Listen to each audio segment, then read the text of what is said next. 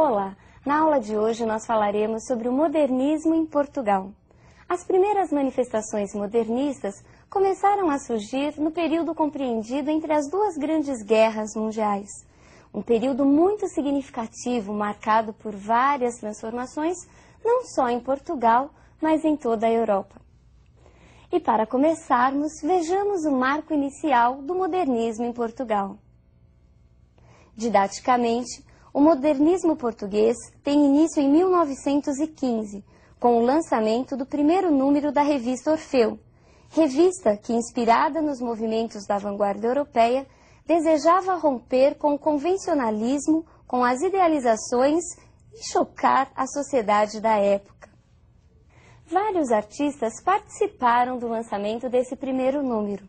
Entre eles destacam-se Fernando Pessoa, Mário de Sá Carneiro e Almada Negreiros. Anos depois, por volta de 1927, surge uma nova revista, a revista Presença, que dá continuidade às inovações modernistas em Portugal. Vejamos agora quem é o grande representante dessa primeira geração, da geração de Orfeu. Fernando Pessoa. Fernando Pessoa é o marco do modernismo português. Mas por que será que nós temos a imagem do autor no centro e essas três sombras ao redor? Estas sombras representam o fenômeno da heteronímia. Fernando Pessoa construiu heterônimos. E o que eram heterônimos? Fernando Pessoa criou novas pessoas, novos poetas, com características peculiares. E o heterônimo é diferente de pseudônimo.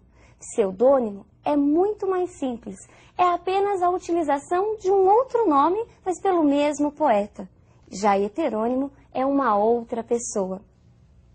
Vejamos esquematicamente o que é esse fenômeno da construção dos heterônimos em Fernando Pessoa.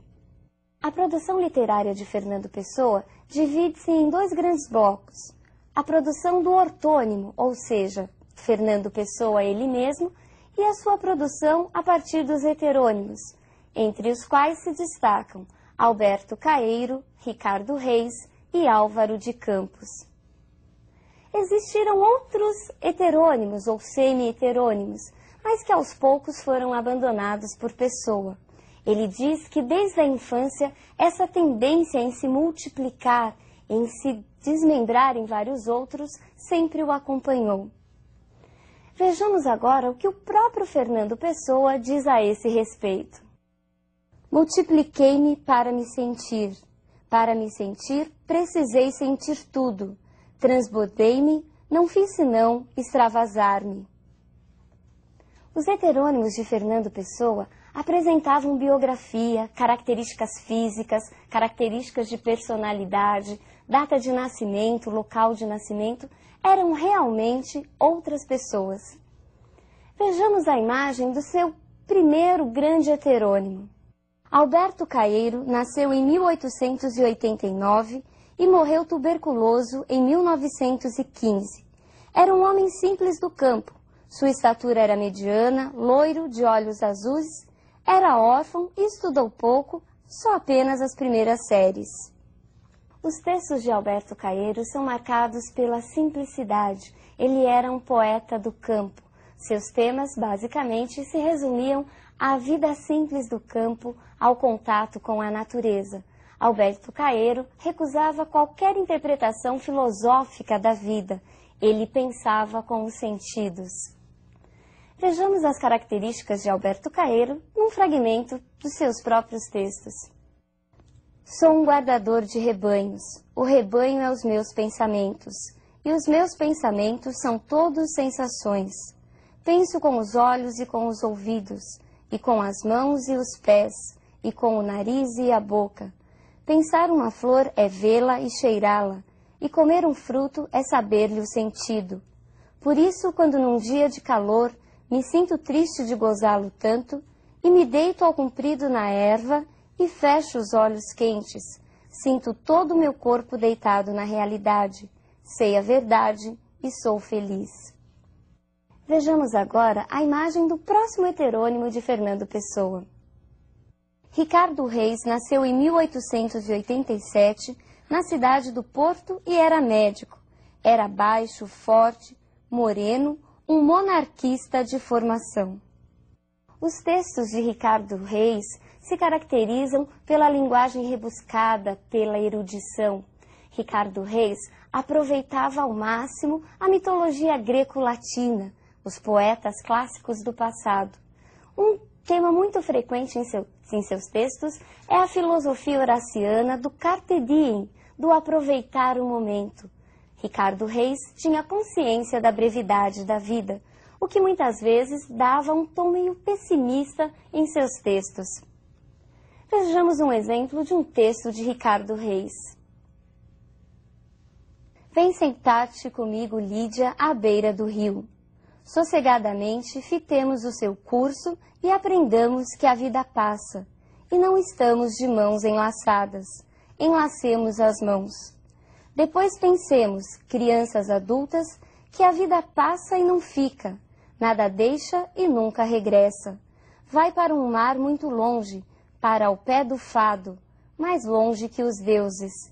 Desenlacemos as mãos, porque não vale a pena cansarmos-nos.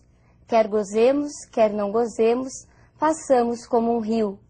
Mas vale saber passar silenciosamente e sem desassossegos grandes. Vejamos agora a imagem do seu grande e último heterônimo. Álvaro de Campos nasceu em outubro de 1890. Era engenheiro naval, alto, magro, cabelos lisos e assemelhava-se a um judeu português. Álvaro de Campos é o poeta do futuro, é o poeta da rebeldia, da inovação. Ele se identificava muito com a rebeldia da vanguarda europeia. Seus textos mostram muito bem essa influência da vanguarda. Se nós pensarmos que Alberto Caeiro pensava através da sensação, Ricardo Reis através da razão, Álvaro de Campos é todo emoção. Vejamos um de seus textos mais conhecidos. Não quero nada. Já disse que não quero nada. Não me venham com conclusões. A única conclusão é morrer. Não me tragam estéticas. Não me falem em moral. Tirem-me daqui a metafísica.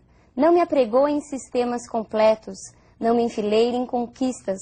Das ciências, Deus meu, das ciências, das artes, da civilização moderna.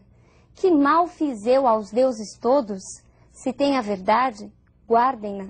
Sou um técnico, mas tenho técnica só dentro da técnica. Fora disso sou doido, com todo o direito a sê-lo. Com todo o direito a sê-lo. Ouviram? Não me massem, por amor de Deus. Vejamos agora uma imagem de Fernando Pessoa ele mesmo, de Fernando Pessoa ortônimo. Fernando Pessoa foi um dos escritores mais complexos da literatura portuguesa. Começou a se destacar como escritor a partir de seus primeiros artigos publicados sobre os movimentos, sobre as novas tendências modernistas. Mas foi graças à criação de seus heterônimos que alcançou notoriedade mundial. A obra ortônima de Fernando Pessoa apresenta características bem diversas das características de seus heterônimos. Fernando Pessoa ele mesmo mostra-se mais preso aos valores, à tradição portuguesa. Em seus textos encontramos um forte sentimento nacionalista, tanto que em seu livro Mensagem ele faz uma espécie de narração dos grandes feitos dos heróis, dos reis portugueses, numa clara aproximação aos Lusíadas de Camões. Em seus textos também, muitas vezes ele fala da própria arte de escrever, fala do seu processo de multiplicar-se.